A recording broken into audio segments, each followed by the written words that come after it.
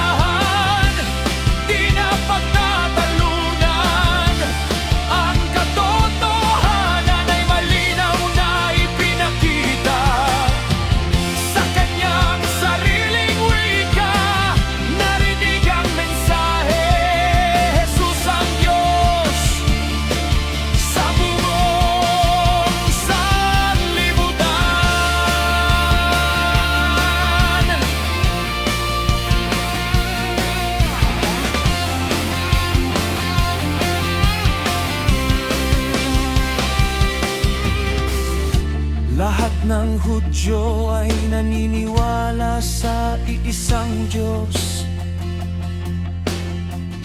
ngunit ang katotohanan ay pinakita sa ganap na paraan.